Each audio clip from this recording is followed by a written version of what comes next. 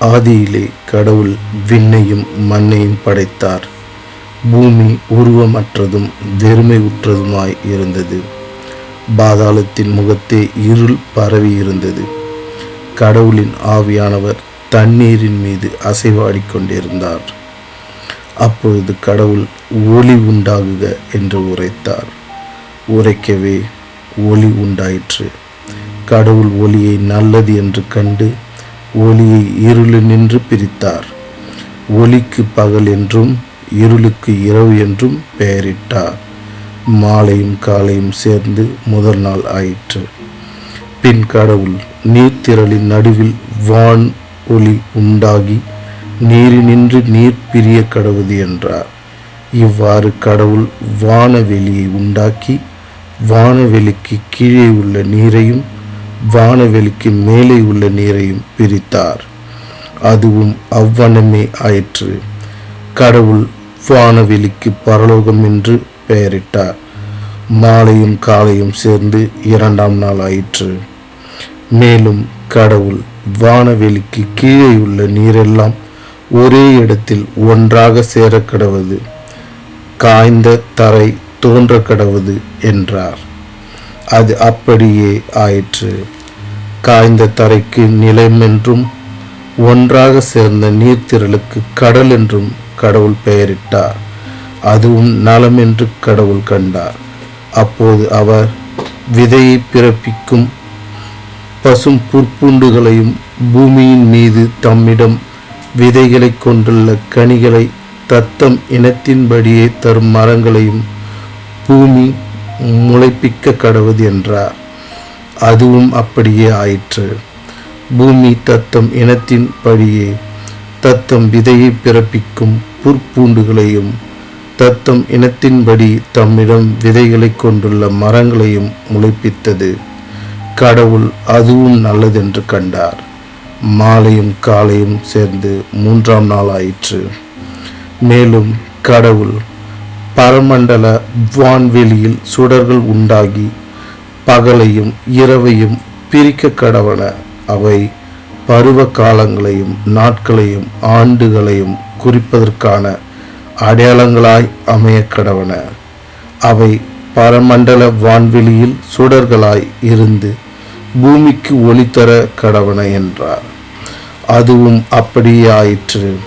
அப்போது கடவுள் பகலை ஆள பெரியதொரு சுடரும் இரவை ஆள சிறியதொரு சுடருமாக இரும்பெரும் சுடர்களையும் விண்மீன்களையும் உண்டாக்கினார். கடவுள் அவற்றை பரமண்டல வான்வெளியில் நிறுவி பூமியின் மேல் ஒளி வீசவும் பகலை இரவை ஆளவும் ஒளியையும் இருளையும் பிரிக்கவும் அமைத்தார். கடவுள் அதுவும் நல்லதென்று கண்டார். மாலையும் காலையும் சேர்ந்து நான்காம் நாள் ஆயிற்று. மேலும் கடவுள் அசைந்து உலாவும் உயிரினங்களையும் பூமியின் மேலே பரமண்டல வான்வெளியில் பறந்து திரியும் பறவைகளையும் நீர்த்திரள் பிறப்பிக்க கடவுது என்றார். அப்போது கடவுள் திமிங்கிலங்களையும் உயிரும் அசைவும் உடையவனாய் நீர்த்திரள்களில் உற்பத்தியாகிய வகை வகையான பிராணிகள் விதவிதமான பறவைகள் எல்லாவற்றையும் படைத்தார். கடவுள் அதுவும் நல்லதென்று கண்டார். அவர் அவைகளை ஆசீர்வதித்து, நீங்கள் பலுகி பெருகி கடல் நீரை நிரப்புகள், பழுக கடவன என்றார். மாலையும் காலையும் சேர்ந்து ஐந்தாம் நாள் ஆயிற்று. பின் கடவுள் பல வகையான உயிரினங்களையும் வீட்டு விலங்குகளையும் ஊர்வனவற்றையும் காட்டு விலங்குகளையும் பூமி பிறப்பிக்க கடவுது என்றார்.